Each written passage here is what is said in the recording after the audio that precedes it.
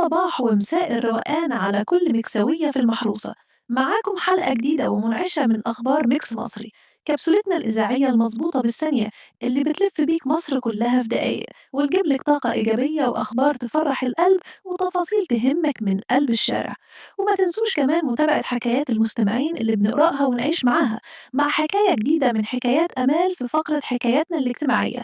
جهز كوباية شايك المظبوطة ويلا بينا على أخبار النهاردة الأحد الموافق 24 مايو 2026، ونلمح أول ميكس. ونبدأ جولتنا الإذاعية الساخنة والمفصلة من المنشط لجريدة الأهرام لتغطية كواليس الاتصال الهاتفي المشترك رفيع المستوى الذي جرى بالأمس، حيث شارك الرئيس السيسي في اتصال هاتفي موسع ومتعدد الأطراف ضم الرئيس الأمريكي ترامب وعددا من القادة العرب والإقليميين البارزين بهدف احتواء التوترات المتصاعدة في منطقة الشرق الأوسط. وكان التركيز أكبر بشأن إعادة فتح مضيق هرمز بشكل كامل لضمان حرية الملاحة الدولية وتدفق إمدادات الطاقة العالمية.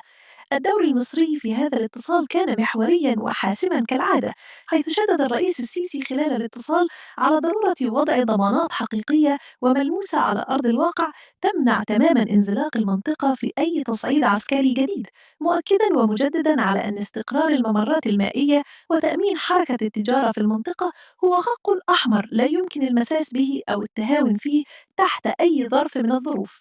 المحطة الثانية الجبهة التنموية والملف الاقتصادي، ومن صالون السياسة الدولية نطير مباشرة إلى قلب التنمية المستدامة والأمن الغذائي والمشاريع القومية العملاقة على أرض مصر، وهو الملف اللي ركزت عليه النهاردة جريدة المصري اليوم بنشرها تفاصيل جولة ميدانية موسعة ومفاجئة لرئيس الوزراء الدكتور مصطفى مدبولي، حيث أعلن مدبولي بالأرقام والبيانات الرسمية الموثقة عن إنجاز زراعي وهندسي ضخم غير مسبوق، مؤكدا أن الدولة المصرية نجحت بالفعل خلال ال10 سنوات الأخيرة في إضافة مساحات زراعية شاسعة تعادل ربع المساحة الزراعية التاريخية القديمة لمصر بالكامل.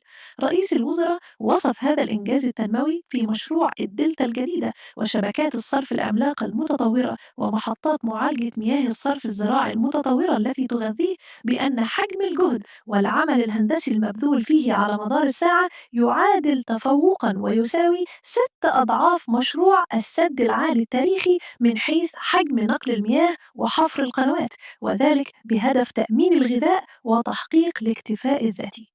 وننتقل معاكم سريعا لصفحات جريدة اليوم السابع، واللي تصدرت مقالاتها وساحتها الإعلامية اليوم مبادرة تطالب بشكل رسمي بإنشاء متحف وطني شامل لشهداء جرائم الإخوان، على أن يتم تخصيص مقره ومبناه في قلب العاصمة الإدارية الجديدة ليكون شاهدا للتاريخ. وأشار الكاتب عبد الفتاح عبد المنعم في مقالته المفصلة إلى أن الهدف الأساسي من هذه الخطوة هو توثيق الأحداث والوقائع بالوثائقية والصور الحية والأدلة الدامغة، ليكون بمثابة توعية وطنية مستمرة للأجيال الجديدة والشابة بحجم التضحيات الغالية التي قدمها رجال القوات المسلحة والشرطة الباسلة والمواطنون المصريون. أما على الصعيد الميداني والأمني داخل العاصمة القاهرة، فقد نجحت قوات الحماية المدنية ورجال الإطفاء في ضرب نموذج يحتذى به في السرعة الجاهزية والاحترافية، بعد أن تمكنوا من السيطرة الكاملة والفورية على حريق محدود شب في فحاب الأكشاك التجارية الواقعة بمنطقة الفجالة الحيوية بوسط البلد والمشهورة بتجارة الكتب والمكتبات. رجال الإطفاء حاصروا ألسنة النيران بسرعة فائقة ومنعوا امتدادها نهائيا إلى المكتبات والمخازن الكبرى المجاورة. التقرير الأمني الصادر ومعاينة النيابة العامة للموقع أكد رسميا خلو الحادث تماما من أي إصابات أو خسائر بشرية أو وفيات، وقد تم تسيير الحركة المرورية وعودتها لطبيعتها تماما في الشوارع المحيطة بالفجالة وميدان رمسيس. في محافظة مطروح حادث تصادم مؤسف لسيارة نقل أسفر عن إصابة 9 أشخاص تم نقلهم للمستشفيات لتلقي العلاج.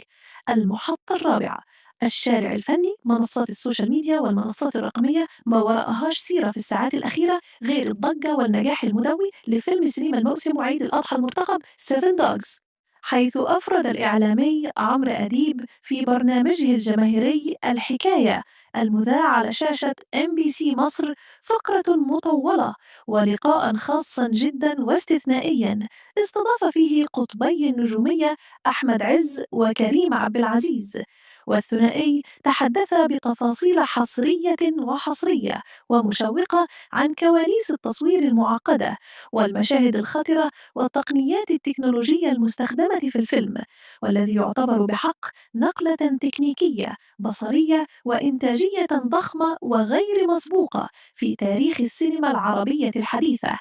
وكان الفيلم قد حظي بعرض خاص أسطوري في القاهرة، شهد حضور أيقونة الفن النجمة يسرى والهضبة عمرو دياب، وسط احتفاء ودعم ورعاية كبيرة من المستشار تركي آل الشيخ.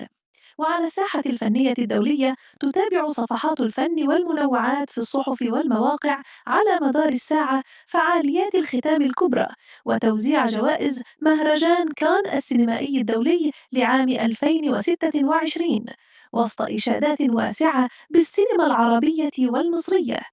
المحطة الخامسة: ملف الصحة والخدمات وبعثة ضيوف الرحمن.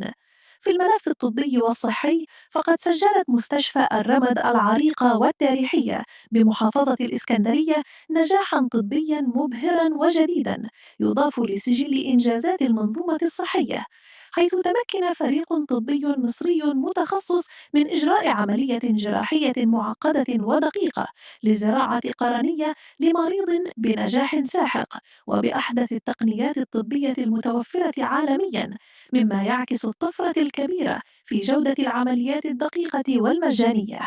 المحطة الأخيرة: النشرة الجوية المفصلة لطقس غد الاثنين.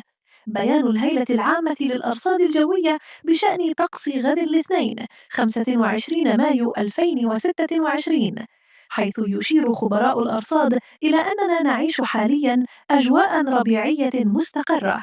الطقس سيكون معتدلاً ولطيفاً جداً. نشوفكم بكرة الساعة 12 في نفس الميعاد بأخبار جديدة وطازة. جاهز؟ طب يلا بينا. دنيا بتجري أخبار في ثواني، صورة